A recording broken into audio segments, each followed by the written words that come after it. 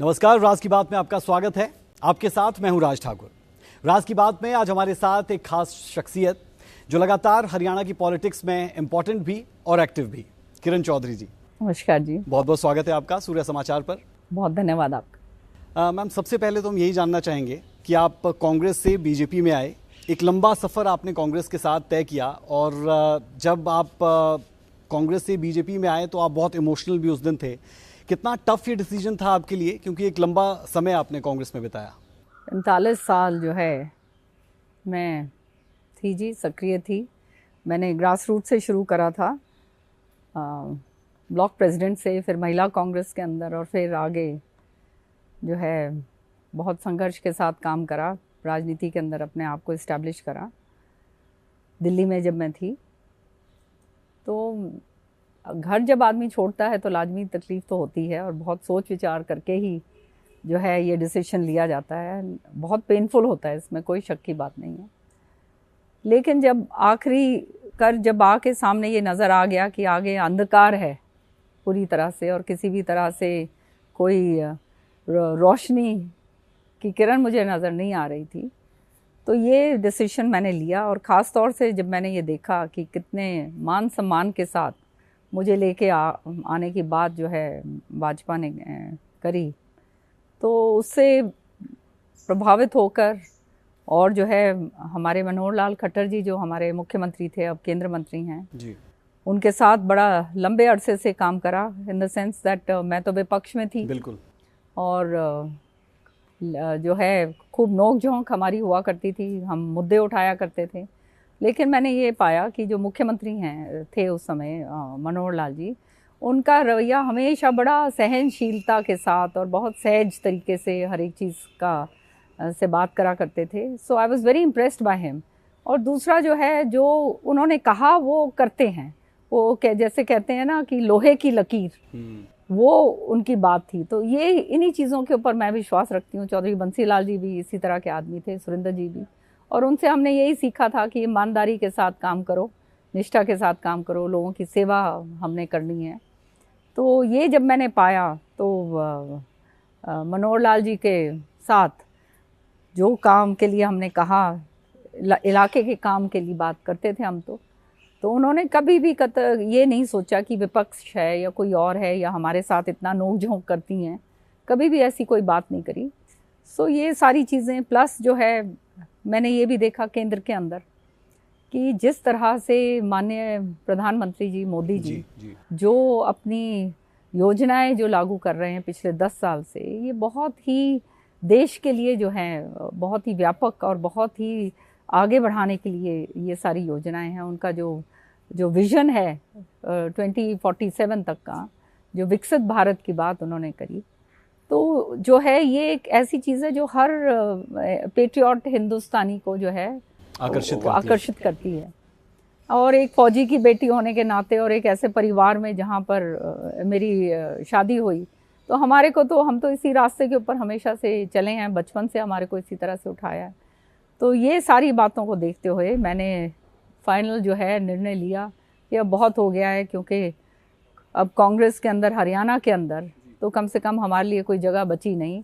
जो कांग्रेस का जो हरियाणा के अंदर जो सो कॉल्ड नेतृत्व है, वो तो सबको मारने काटने के लिए तुला हुआ है। ऐसा क्या है कि आप 4 दशक की पॉलिटिक्स छोड़कर बीजेपी में आ गए? वो क्यों आए वो तो आपने बता दिया, लेकिन कांग्रेस पार्टी को छोड़ने के इस निष्कर्ष पर पहुंचना, इस निर्णायक मोड़ तक पहुंचना, ये भी एक लाजमी तौर पर बहुत किस्से, कहानी और किरदार इस दौरान रहे होंगे आपके पास। लगातार जो है 10 साल जो हमारी सरकार, जब मतलब कांग्रेस की जब सरकार उस समय थी हुड्डा साहब के नेतृत्व के अंदर, बहुत संघर्ष के साथ जो है समय बीता कि जो भी इलाके के लिए कोई काम करवाना था तो जो है बहुत संघर्ष के साथ जो है होता था। हर एक चीज़ के लिए मनाही कर दी जाती थी। चुपचाप जो है अफसरों के साथ मिलकर जो है हम काम करवाया करते थे, क्योंकि मुझे तो जो है इन चीज़ों में पता है, मैंने दिल्ली में भी राजनीति आप जानते हो करी है। तो मतलब जो जायज़ हमारे इलाके की डिमांड्स थी, जो होना चाहिए था, हर एक चीज़ के ऊपर रोड़े अटकाया जाया करते थे, और ये कोशिश होती थी कि ये काम ना हो। ये पर्सनली होता था, सिर्फ आपके साथ होता था, या फिर कल्चर ही ऐसा बन चुका है वहाँ का पार्टी का? नहीं, मेरे साथ खास तौर से, क्योंकि शुरू से जो है हुड्डा साहब को पता नहीं क्या बात है, हालांकि उनको जो है राजनीति के अंदर जो है उभारने के लिए और जो आगे लेके आने वाले चौधरी बंसीलाल जी थे, और मैंने तो उनको देखा हुआ है, ये हुड्डा साहब को हमारे घर के अंदर खड़े हुए, तो जो है, लेकिन चौधरी बंसीलाल जी के और सुरेंद्र सिंह जी के चले जाने के बाद जो है पता नहीं क्या उनके दिमाग में कोई ऐसी बात आई कि मेरे मे बी इनसिक्योरिटी कह दीजिए या कुछ भी, कि जब आप एक ओहदे के ऊपर आप आ जाते हैं और फिर भी आप अगर इनसिक्योर रहते हैं तो इसका मतलब तो आप समझ सकते हैं कि उनकी मानसिकता क्या होगी। सो वही हालात जो श्रुति को जब टिकट मिली तो बड़ी मशक्क़त के साथ उस समय श्रुति को टिकट मिली, और जब वो जीत के आई तो वहाँ पर हमने देखा उस समय भी जी कि फ़ोन कर कर के लोगों को बोला गया कि जो है इसको हराओ, इसको हराओ। टिकट भी आखिरी टाइम पे ही दी, पूरी कोशिश करी गई कि जो है जो श्रुति को टिकट ना मिले। तो ये सारा कुछ हमारे साथ बीता उस समय, और उसके बाद जो है 3 इलेक्शन श्रुति लड़ी तो वही हालात जो थे सारी वो बनते रहे। और इस बारी जो है श्रुति का जो है, इसने 15 साल वहाँ पे, 10 साल वो और 10 साल जो है, 5 साल वो, 15 साल, और ये 10 साल जो ये 2 बारी और करे, बहुत मेहनत करी। और पार्टी का जो सर्वे था, पार्टी का सर्वे भी 56% श्रुति के हक में था। ये 2024 की बात आप कर रहे हैं? ये अभी इस बार इस पार्लियामेंट इलेक्शन की बात कर रहे हैं। और जो कैंडिडेट जो हुड्डा साहब ने दिए वो 32% पे थे। ये सीट जो थी ये जाटों की सीट थी, और हमेशा से जो है यहाँ से लड़ते आए हैं।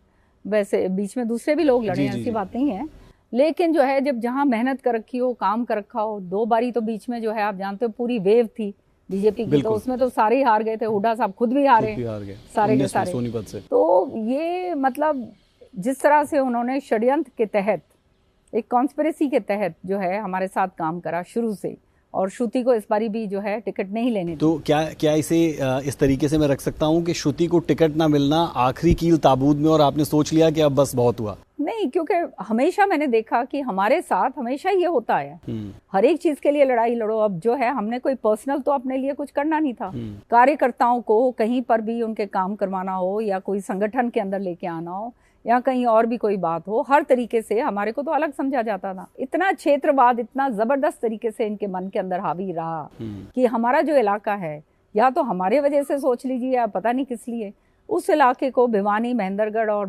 दादरी का जो क्षेत्र था, इसको पाकिस्तान की तरह ट्रीट करा। जैसे वो एक सड़क जो है कलानौर तक तो ऐसी चमाचम सड़क जो है आई, वो श्रुति ने हजारों बारी रिक्वेस्ट करा होगा कि आगे आप ये सड़क बना दीजिए, लेकिन वहाँ तक, वो रोहतक का जो पार्लियामेंट, जहाँ तक इनके बेटे की पार्लियामेंट की सीमा है, वहाँ तक आके रुक गई, उसके आगे बनने नहीं दी।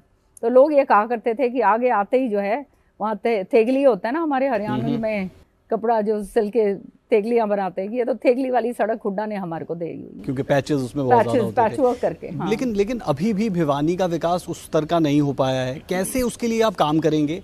क्योंकि अब राज्यसभा की आगे की पॉलिटिक्स आपकी है, तो उस लिहाज से किस तरीके से भिवानी, चरखी दादरी, महेंद्रगढ़, इन तमाम जगहों का विकास करेंगे? क्योंकि ये वाकई में हरियाणा से अलग जगह दिखती है, और जब आप सड़कों से जाते हैं तो आपको पता चल जाता है कि आप एंटर कर चुके हैं भिवानी में। टेल तक पानी पहुंचाना है, बहुत से मसले हैं जो उस क्षेत्र के हैं।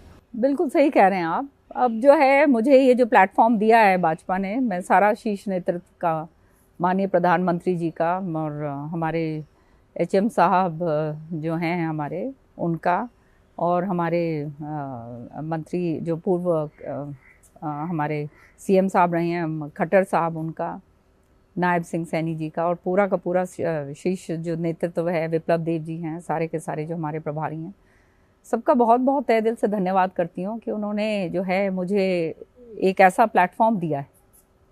और हमेशा से आपने देखा है विधानसभा के अंदर कि मैंने बहुत बढ़ चढ़कर जो है विधानसभा के अंदर भाग लिया है जी। सारी डिबेट्स के अंदर, और बड़ा रिसर्च करके मैंने काम करा, हमेशा करती थी, और बिल्कुल बेबाक तरीके से मैंने लोगों की जो हैं समस्याएं जो है सदन पटल के ऊपर रखी हैं। तो अब जो ये जो मुझे प्लेटफॉर्म जो है नेशनल लेवल का दिया गया है, इसके लिए तहे दिल से मैं धन्यवाद करती हूँ शीर्ष नेतृत्व का, भाजपा का, कि उन्होंने मुझे इस लायक समझा कि मैं वहाँ आकर जो है, जो ये माननीय प्रधानमंत्री जी का जो विजन है विकसित भारत का, उसके अंदर अगर थोड़ा सा भी अगर मैं योगदान दे सकूंगी तो ये मेरा बहुत ही बड़ा सौभाग्य होगा। बिल्कुल, आपने क्योंकि मनोहर लाल की बात की, पूर्व सीएम हरियाणा के, उनकी तरफ से एक बयान आया जो बहुत चर्चा में रहा जब आप बीजेपी में आए। उन्होंने कहा कि किरण चौधरी तो पहले भी जो है वो उनकी आत्मा बीजेपी में थी, शरीर भले ही कांग्रेस में हो। तो उस पर बहुत मज़े भी लिए गए, चुटकी भी ली गई और कांग्रेस की तरफ से आप पर तंज भी खूब कसा गया,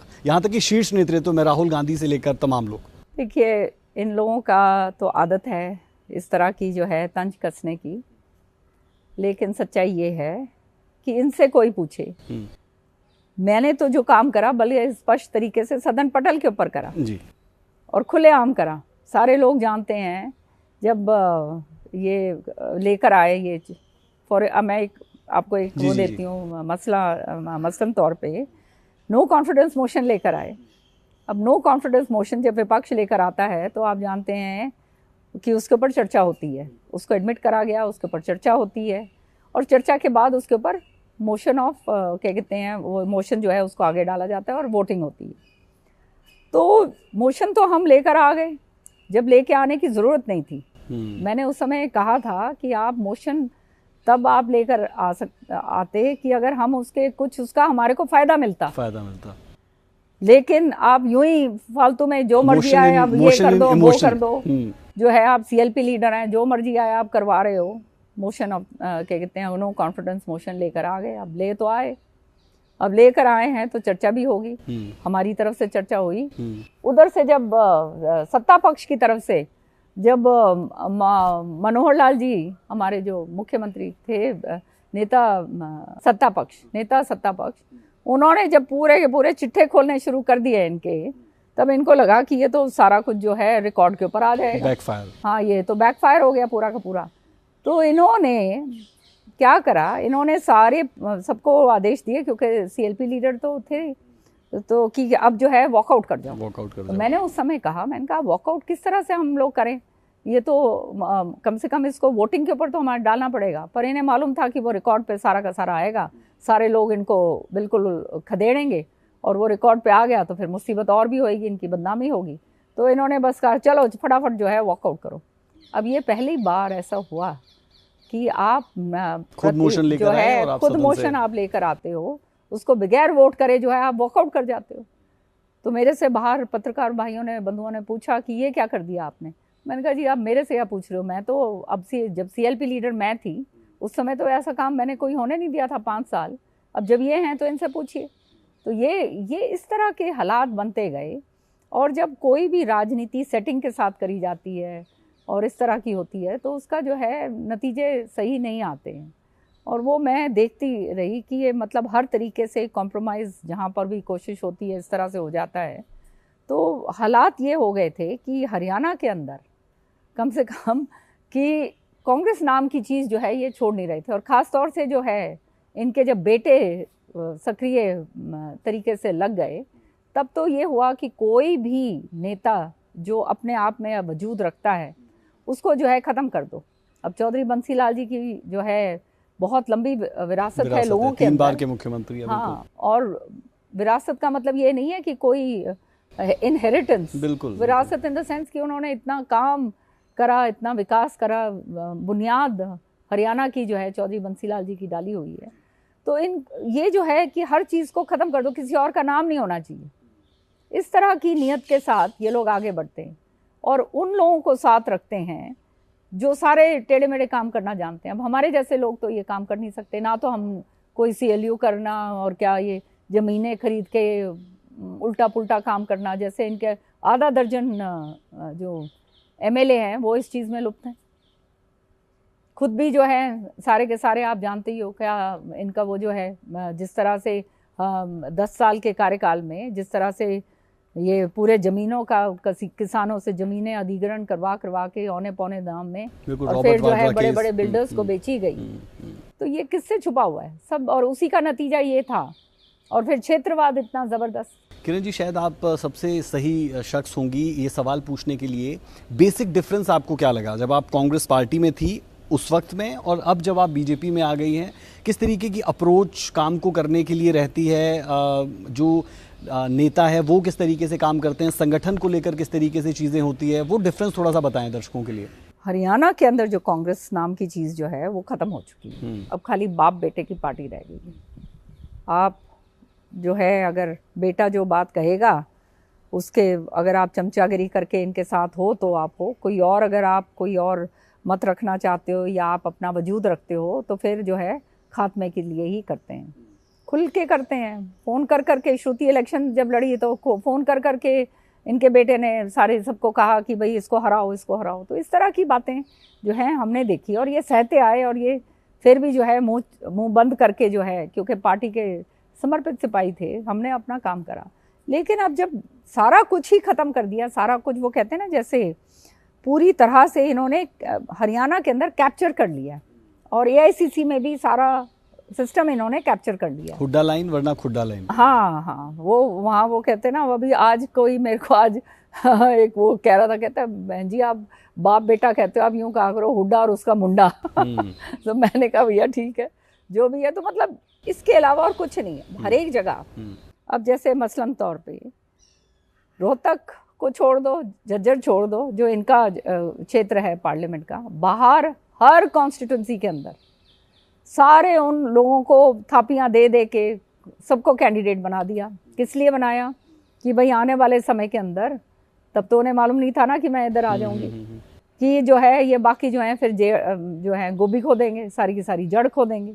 तो इसी तरह से पूरे हरियाणा के अंदर इन्होंने ये काम करा है। तो अब पार्लियामेंट का इलेक्शन तो ख़त्म हो गया, अब जो ये सारे के सारे जिनकी महत्वाकांक्षाएं इतनी इन्होंने झूठे तौर पे जो हैं बढ़ा दी हैं, सबको कह दिया है कि टिकट आपकी है, टिकट आपकी है, टिकट आपकी है, तो टिकट तो एक को मिलनी है, बाकी तो जो हैं वो जो इनका हाल करेंगे बाप बेटे का वो आप सामने नज़र आ ही जाएगा। तो पार्टी का तो कुछ रहा ही नहीं ना, जो पार्टी का संगठन नहीं बना पाए। इतना जो है पीसीसी प्रेसिडेंट इनके आए हैं, जो प्रभारी हैं वो इनके आए हैं, इनके कहने पर जो हैं 15 साल से पार्टी का कोई संगठन ही नहीं किसी भी तरह से। जब संगठन आए तब जब रोक दिया करता है। अशोक तंवर जी जब बने ये हमारे ये बने, मैं सीएलपी लीडर थी उस समय, वो पीसीसी अध्यक्ष बने, तो दलित नेता हैं, जिस तरह से मार पिटाई करी गई, उनका सिर फोड़ा गया, ये कोई किसी से दूर तो नहीं। उस समय जो है हरियाणा में जब ये आगजनी हुई तब मैं वहाँ पे रोहतक के अंदर गई और वहाँ जाके जो है लोगों का जो है मिले जुले सबको। इनको तो अंदर वहाँ पे रोहतक के अंदर जो है 6-8 महीने तक जो है दोनों को अंदर घुसने नहीं दिया था। लेकिन ऐसी क्या चीज़ भूपेंद्र सिंह हुड्डा में कि पूरी कांग्रेस उनके इर्द गिर्द चल रही है, घूम रही है, या फिर उन्हीं की चल रही है?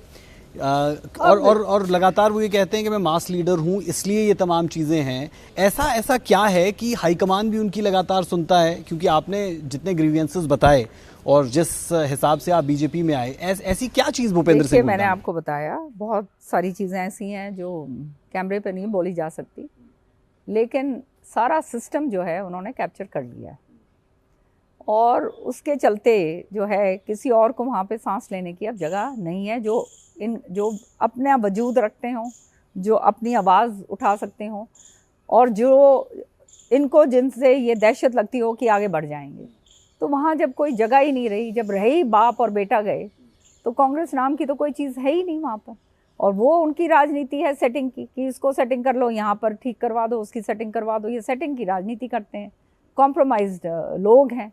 तो फिर ये काम तो हम नहीं कर सकते ना जी। तो कम से कम ऐसी जगह पे तो आए हैं, यहाँ पे तो सुकून की सांस मुझे मिल रही है सच्चाई में। मेरे को याद आता है वो दिन कि जब मैंने नामांकन भरा था कांग्रेस पार्टी की कैंडिडेट होने के नाते, 2004 की बात है, ये 4 की बात है। उस समय किस तरह से मैं कांग्रेस की कैंडिडेट थी, हर तरीके से कोशिश करी और सफल भी हुए उस कोशिश के अंदर कि किस तरह से जो है इसको काट के ख़त्म कर दीजिए, और वो नतीजा वही निकला कि जो है मेरे को हरा कर भेजा गया वापस। आज 20 साल बाद, एग्जैक्टली 20 इयर्स के बाद वो पूरा साइकिल आया है। मैं आज सोच रही थी और भगवान प्रभु का धन्यवाद करा मैंने कि तूने मुझे सद्बुद्धि दी कि मैं जो है इस तरफ आई और इन्होंने मैंने पूछा कि मैंने कहा जी जब इससे पहले जब मेरे को बोला गया कि आपको नामांकन भरना है और इस तरह से करना है, तो मैंने पूछा कि जी मेरे को क्या काम है, मैं क्या क्या कुछ करूं, आप मुझे बताइए। कहते कुछ नहीं करना, अब पार्टी की आप जो है नुमाइंदे हैं, अब ये पार्टी काम करेगी। तो ये फर्क है, बैठे बिठाए जो है राज्यसभा के अंदर लेकर आ रहे हैं। कांग्रेस के अंदर तो ये संभव ही नहीं है। और आपके तो सामने कोई कैंडिडेट खड़ा भी नहीं हो रहा, तो ये मान सम्मान आपको कांग्रेस दे रही है या फिर आपका रौब और रुतबा इतना कि सामने कोई खड़ा नहीं होना चाहता? वो सब जानते हैं जी, अब उनको पता ही है कि जो है हार का तो मुंह सामने देखना ही था। तो वो मेरे ख्याल में इस बारी सद्बुद्धि उनको आ गई कि अभी इलेक्शन सामने है और अब हार के निकलते तो फिर क्या कहाँ मुंह दिखाने लायक रहते हैं। विधानसभा चुनाव पे मैं आना चाहूँगा। विधानसभा चुनाव क्योंकि आप लगातार लड़ती रही, जीतती रही, लंबे समय से तोशाम से आपने राजनीति की, वो एक ऐसी पॉलिटिक्स रहती है जब आप लोगों के बीच में जाते हैं और चुनकर आते हैं। अब आपके लिए एक नया रोल राज्यसभा का और कहीं ना कहीं लोगों से इंट्रैक्शन, क्योंकि अब विधानसभा चुनाव भी दस्तक दे रहे हैं, उनके लिहाज से भी काम करना पड़ेगा। तो इस नए रोल में खुद को कैसे फिट इन देखते हैं? मैं ग्रास रूट की पर्सन हूँ, धरातल से जुड़ी हुई हूँ और जो है लोगों के अंदर बीच में रहकर मैंने काम करा है, चाहे दिल्ली में हो, दिल्ली की भी आप जानते हो मैंने राजनीति करी है जी जी, और यहाँ हरियाणा के अंदर। तो हमारे साथ जो हैं पूरे चौधरी बंसीलाल जी के पुराने समर्थक, सुरेंद्र सिंह जी के जो सहयोगी थे, सारे के सारे, बहुत सारे तो भाजपा में हैं आज के दिन, और जो बाकी जिनको जो पूरे हरियाणा के अंदर थे। तो आपने देखा कि मैं तो पूरे 22 के 22 जिलों के अंदर जो है हमारा हर जगह के ऊपर जो है टीम्स हैं। सो सबको जो है बड़ा संगठित करके संघर्ष के साथ मैंने रखा। हालांकि मैं कुछ दे नहीं पाई उनको, क्योंकि 10 साल में जो है उनको तो पराये की तरह ही इस्तेमाल करा गया। हालांकि 2005 के अंदर जब ये 2004 में जब विलय हुआ हरियाणा विकास पार्टी का, जो मैंने करवाया था, इसमें सोनिया जी के कहने मतलब सोनिया जी ने सीधा करवाया था विलय, इनको बीच में किसी को भी कॉन्फिडेंस में नहीं लिया गया था। तो उस समय जो है 67 सीट्स आई थी। तो हवीपा का भी एक बहुत बड़ा रोल था, बिल्कुल कि कार्यकर्ताओं का, कि जिससे इतना भारी बहुमत जो मिला, उस भारी बहुमत को जिस तरह से इन्होंने फ्रिटर अवे करा, खत्म करा, ये सारा का सारा ये CLU लैंड स्कैम और सारा का सारा क्षेत्रवाद और ये भाई भतीजावाद जो ये करके इन्होंने करा, वो आप देखिए हम 13 पे आके अटक गए। तो ये अपने आप में जो है एक ये बयान करती है कि इनका सरकार किस तरह से चली। ये मेरे को बोलने की जरूरत नहीं है। तो अब क्योंकि विधानसभा चुनाव दस्तक दे रहे हैं, तो शाम की पॉलिटिक्स को कौन आगे बढ़ाएगा? क्या हम ये कहें कि श्रुति चौधरी अब तो शाम से विधानसभा चुनाव में नजर आएंगी? अब मुझे तो जो आज जो हैं, मैं विधायक दल की मीटिंग जब हुई उसके बाद जो है सारे विधायक मिले, तो बहुत सारों ने 20-21 ने मेरे ख्याल में मुझे कहा होगा कि बहन जी आपने हमारे हलकों में आना है, क्योंकि वो जानते हैं हमारे वहाँ पे लोग हैं। तो मैं तो सारी जगह जाऊंगी हरियाणा में, जहाँ जहाँ मेरी ड्यूटी भाजपा लगाएगी, एक सिपाही के नाते मैंने वहाँ पर जाकर भाजपा को स्ट्रॉन्ग करना है और मैं जाऊंगी।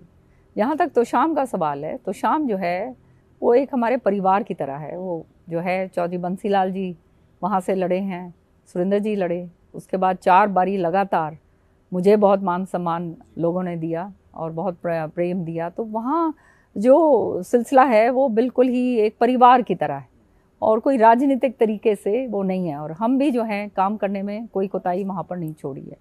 जहाँ तक श्रुति की बात है, श्रुति कोई नई तो है नहीं राजनीति में, सांसद रही हैं। उस तो शाम जो विधानसभा है वो उनके 9 का जो है पार्लियामेंट का क्षेत्र रहा है, 3 बारी इलेक्शन लड़ी हैं, तो सारी अनुभव हैं उनको। उसके साथ साथ मैं तो हमेशा ही जो है इधर उधर मेरी ड्यूटी लगती है, तो मैं तो सारे हरियाणा में जाती थी। तो शाम को तो श्रुति ने ही संभाला है। जब मेरा चुनाव होता है तो हमेशा श्रुति ही संभालती हैं। तो अब आगे जो भी आदेश पार्टी करेगी उसके मुताबिक हम जाएंगे, वो सिर माथे पर। और अगर आपके राजनीतिक सफ़र की बात करते हैं जिस तरीके से आपने पॉलिटिक्स शुरू की कहें या फिर आप ग्रूम हुए, आपके ससुर लाजमी तौर पर आपने बहुत कुछ उनसे सीखा होगा। उस फेज़ के बारे में थोड़ा बताएं, उस पॉलिटिक्स के बारे में थोड़ा बताएं कि क्या क्या बारीकियां आप वहां पर सीख पाएं जब आप उनके साथ थे। देखिए, मैंने राजनीति शुरू करी ऑन माय ओन जी, दिल्ली में, बिल्कुल, और ग्रास रूट की करी, एक ब्लॉक प्रेसिडेंट के से ऊपर उठी हूँ मैं। तो कोई ये मुझे नहीं कह सकता कि हवाई फायर से जो है कि किसी की पुत्रवधू थी और किसी की वाइफ थी उसके कारण मैं राजनीति के अंदर जो है आगे बढ़ी हूँ। मैंने ग्रास रूट में काम करा है और संगठन के अंदर उस समय काम करा। मुझे मौका दिया राजीव जी ने, सोनिया जी ने, और उसी नाते जो है मैंने आगे काम करा। और वो काम को उन्होंने मेरा जो है उसका जो है पूरी तरह से उन्होंने देखा कि ये मतलब ईमानदारी के साथ काम करती है, तो मुझे आगे भी जो है उन्होंने खूब बढ़ाया। अब उसके बाद जो है सुरेंद्र जी के आकस्मिक निधन के बाद फिर मेरे आदेश हुआ कि जो है मैं हरियाणा जाऊं।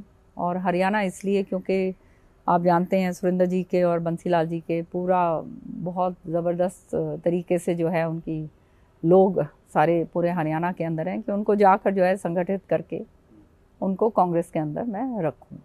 तो उसी नियत से जो है मेरे को मैं हरियाणा की राजनीति के अंदर आई और वहाँ से मैंने काम करना शुरू करा। जहाँ तक आपका सवाल है कि क्या मैंने देखा चौधरी बंसीलाल जी और सुरेंद्र सिंह जी के अंदर, चौधरी बंसीलाल जी एक अलग ही निराले किस्म के व्यक्ति थे, और जो उनके साथ एक बारी बैठ लिया उसको समझ आ जाती थी कि धरातल से उठा हुआ आदमी, और क्या ज़बरदस्त विजन, एक विजनरी थे। उनकी सोच जो थी आगे की 50 साल आगे की थी। भिवानी जैसा हल्का और एरिया जो है सारा भिवानी, दादरी और ये महेंद्रगढ़ भी, ये पूरा दक्षिण हरियाणा मैं तो कहूँगी, जहाँ पर पानी की जो है कोई कभी सोच नहीं सकता था। लोग कहते थे कि हम जो है यहाँ पे सोच नहीं सकते थे कि यहाँ ईख उगेगी। आज वहाँ स्ट्रॉबेरी हो रही हैं। इजराइल से टेक्नोलॉजी लेके आए, लिफ्ट इरिगेशन स्कीम करी। आप जाके देखोगे तो आज भी वो जो पंप्स हैं वो जो हैं 100-100 मीटर ऊपर जो हैं वो पंप्स पानी उठाते हैं, और जो है वो पानी को आगे भेजा जा रहा है लोहारू के अंदर, बाडड़ा के अंदर, सारी जगह। बिजली से शुरुआत करी 1969 के आसपास, पूरा हरियाणा जगमग हो गया था। एक एक घर के अंदर लट्टू चस गए थे।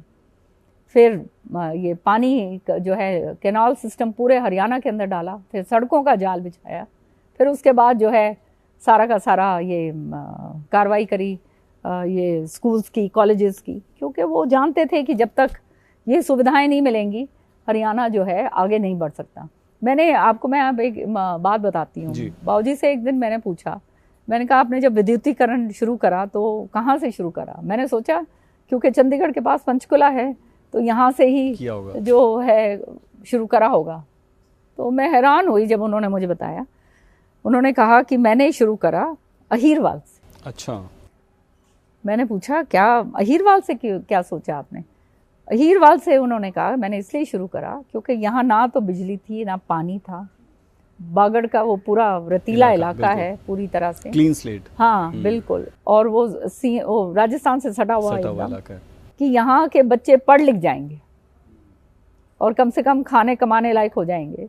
इसलिए बिजली का विद्युतीकरण अहीरवाल से शुरू करके इधर लेकर आए, क्योंकि इस तरफ तो पानी भी बहुत था ना, उधर तो कुछ भी नहीं था। और साथ के साथ उस समय उन्होंने एक हवाई पट्टी बनाई बाछोद में, और मैंने चौधरी बंसीलाल जी को उस हवाई जहाज में उड़ते हुए कभी नहीं देखा। अच्छा। ना हम कभी बैठे, जब तक वो मुख्यमंत्री 3 बार ही रहे। एक बारी मेरे ख्याल में मैं जब एक ओथ के लिए जब थी तब मैं मेरे ख्याल में जब सुरेंद्र जी भी नहीं कभी प्लेन से जाते थे, वो भी सड़क से जाते थे। बंसीलाल जी तो सड़क से इसलिए जाते थे, देखते जाते थे कि क्या डेवलपमेंट हो रही है क्या नहीं है। और तो हम तो एक बारी मेरे ख्याल में गए होंगे। इस तरीके का जो लीडर होता है वो लोगों के संपर्क में रहने के लिए भी लगा। तो वहाँ पर बाछोद में जो ये बनाया तो वहाँ सारे अफसर जो थे वो मना कर, सीनियर ऑफिसर्स, क्योंकि वहाँ ना रहने की सुविधा थी ना खाने की पीने की कुछ भी, इस तरह का इलाका था, टोटली अनडेवलप्ड। सो उनको बाबूजी ने ये खुद की बात बताई हुई है। आप अगर मेरे भिवानी की कोठी देखोगे जो चौधरी बंसीलाल जी की पैतृक घर है हमारा जो पुराना, उसमें सारी जगह पूरे मैप्स लगे हुए हैं। ओके।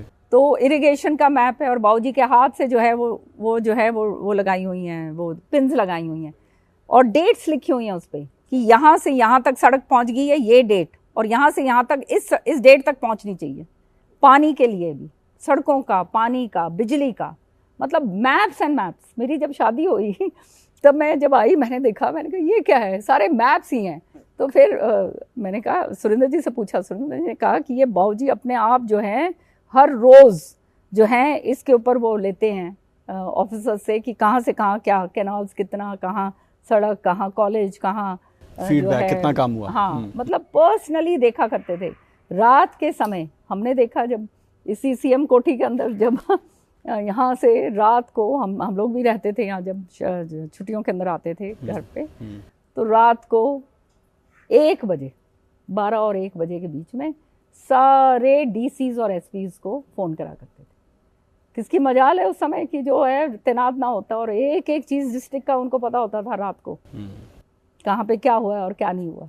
वहाँ पर जो ये है ये पानी का ये जो बनाया ना रेजोबॉयर, ये जो बांध बनाया मोड़ने इस तरफ को, पंचकुला की तरफ को, हाँ, पिंजौर के साथ, उसका वहाँ पे प्लैक लगा हुआ है कि 6 महीने पहले जो है रोज उसकी मॉनिटरिंग होती थी। जो बांध बनाया, जी हथनीकुंड बराज, हाँ Hathnikund, yes you right, Hathnikund barrage पे वो प्लैक लगा हुआ है कि 6 महीने पहले, समय से पहले जो है इसका निर्माण हुआ। तो ये विजन ही है शायद। और ये जो आपने बातें बताई, इतनी पढ़ाई करा करते थे। एसवाइएल नहर, उनको मालूम था कि आने वाले समय में दक्षिण हरियाणा जो है इसको जो है ये पानी जो है दूसरा ये इस तरफ को रह जाएगा, तो ये पानी दक्षिण हरियाणा की तरफ नहीं आ पाएगा, आने वाले समय में पानी की किल्लत होगी। तो उनका विजन देखिए कि उन्होंने ये एसवाइएल नहर का निर्माण करवाया, और पूरा का पूरा जब ये निर्माण पूरे हरियाणा के अंदर हो गया तो सारे सरपंचों को बसों के अंदर बिठाकर और लेकर गए वहाँ दिखाने के लिए कि भाई ये देखो ये नहर खोद दी है, और पंजाब का भी पैसा वैसा सारा कुछ दे दिया। ये बात और है कि बाद में जो है अनफॉर्चुनेटली सरकार चली गई और वो अदर के अंदर जो पंजाब के अंदर है वो भाई भतीजावाद वाली बात आ गई इनका, क्योंकि वो पगड़ी बदल भाई थे आपस के अंदर, वो राजनीति के अंदर जो है वो इन्होंने हरियाणा का हित जो है वो खत्म कर दिया। और आप लगातार ये तमाम बातें बताने के दौरान एक नई ऊर्जा के साथ ऊर्जान्वित होती हुई मुझे नजर आई। नहीं, बिल्कुल हर तरीके से उनके बारे में जब मैं सोचती हूँ, और मतलब काम करने का तरीका ही अलग था, और एक बात अगर कह दी तो मजाल है वो ना हो, और यही चीज़ मैंने उनसे सीखी है कि ईमानदारी से काम करो, झूठ ना बोलो, लारे लपे ना दो लोगों को। और सब लोग मेरे बारे में ये जानते हैं कि अगर कहेगी तो करेगी, फिर चाहे, और यही लड़ाई मेरी हुड्डा के साथ थी, और क्या थी, मैंने कोई निजी तो अपने लिए कुछ करना नहीं था। बिल्कुल। तो ये आपने जो तमाम बातें बताई ये वाकई में राज की बात जो आज से पहले शायद कम ही लोग जानते होंगे। एक आखिरी सवाल मैं कर रहा हूँ आपसे, और सवाल ये कि विधानसभा चुनाव है, और विधानसभा चुनाव में बीजेपी के सामने भी एक बड़ा चैलेंज है, क्योंकि एंटी इनकम्बेंसी भी है, 10 साल का सफ़र भी है, लोकसभा चुनावों में 10 से 5 पर आकर बीजेपी सिमटी भी है। तो ये एक कहीं ना कहीं बड़ा चैलेंज रहने वाला है कि अगर तीसरी बार रिपीट करना है तो कुछ अलग नायाब करना होगा। देखिए, एंटी इनकम्बेंसी जो है वो तो फैक्टर इन करनी ही पड़ती है, इसमें कोई दुराई की बात नहीं है। लेकिन आज तीसरी बार केंद्र में भी इतनी एंटी इनकम्बेंसी होने के बावजूद अकेले 240 सीटें जो हैं भाजपा लेकर आई है। यहाँ तो कांग्रेस तो पूरा 100 का फिगर भी नहीं टच कर पाई, जब सारे के सारे A B C D पता नहीं कितने इंडी गठबंधन में थे, सारे मिलजुल के जो है कोई इधर जा रहा है कोई उधर जा रहा है, फिर वही काम शुरू हो गया। सारों ने मिलजुल कर भी 99 सीट 100 सीट नहीं पूरी आप कर पाए, तो ये तो केंद्र की बात है। इसी तरह से उसी समय 5 सीट जो है आज जो कांग्रेस को मिली हैं, वो कोई कांग्रेस को श्रेय नहीं जाता है उसका, हुड्डा साहब को नहीं श्रेय जाता, वो तो लोगों ने दी हैं। वो तो ये चाहते थे कि बस खाली 1 सीट आए उनके बेटे की, और बाकी जो सीटें हैं वो जाएं। उनकी तो चाहत तो एक्चुअली यही थी, पर वो तो लोगों ने दे दी। अब उस समय भी जो है भाजपा को 44 सीट्स जो विधानसभाओं पर वो विधानसभा के अंदर 44 सीट्स आप जीते हैं, और ये लोग 42 पे जीते हैं। अब जो है आपने देखा पिछले 2 महीने से मैं देख रही हूँ, 3 महीने, 1 महीने से तो मैं देख रही हूँ, जी, जी। उससे पहले जब से जो है सरकार ने जो है कोर्स करेक्शन बहुत जल्दी करा है। ओके। ये मैं समझती हूँ भाजपा का बहुत बड़ी उपलब्धि है कि जहाँ पर इनको लगता है कि हाँ ये गलत है, उसको कोर्स करेक्शन करते हैं। यही होता है राजनीति के उसके अंदर कि भाई ये ठीक नहीं है तो इसको ठीक कर दो। तो वो कोर्स करेक्शन इन्होंने करा। कोर्स करेक्शन करते हुए आपने देखा इतना ज़बरदस्त तरीके से किसान आंदोलन जो था, आज जो है उन्हीं किसान भाइयों एमएसपी ने, को लेकर बात की, नहीं आज अग्निवीर वही को लेकर। किसान भाइयों ने धन्यवाद करा है सरकार का। तो ये जो है मनोहर लाल जी की उपलब्धि है और नायब सिंह सैनी जी की उपलब्धि है कि ये इस तरह से जो है वो ऐतिहासिक काम करे हैं जो है किसान भाइयों के लिए। वो ऐसी सुविधाएं दे दी हैं कि जो मेरे ख्याल में पिछले 10 साल में हुड्डा सरकार तो कभी सोच भी नहीं सकती थी। तो ये इसी तरह से चाहे हमारे नौजवान बच्चे हैं जो मनोहर लाल जी ने शुरू करा, बिना खर्ची बिना पर्ची, ये बहुत बड़ी चीज़ है। आप गांव के अंदर जाके देखिए।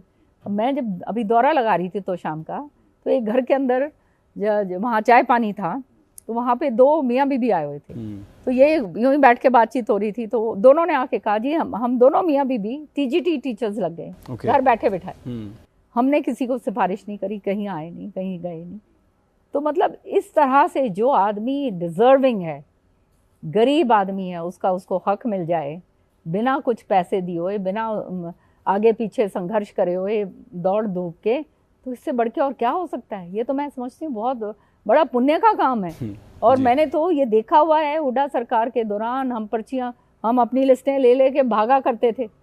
खर्ची वाला काम हमने तो करा नहीं कभी, पर पर्ची तो हम भी ले लेके पीछे पीछे भागा करते थे। और वो हमारा जो हक था, जो हमारे क्षेत्र का हक था, वो हमारे को मिलता ही नहीं था। सारा क्षेत्र जो है वो पूरा रोहतक के अंदर घुसा रखा था। चलिए, ये फर्स्ट हैंड इन्फॉर्मेशन है। और किरण जी, बहुत बहुत शुक्रिया कि आप सूर्या समाचार के साथ जुड़ी और दिल खोलकर आपने बातें की। वो भले ही कांग्रेस की हो, वो भले ही आपने शुरुआत कैसे की राजनीति की उसकी हो, या फिर आपके नए सफ़र की हो। बहुत बहुत शुक्रिया। बहुत धन्यवाद आपका, शुक्रिया।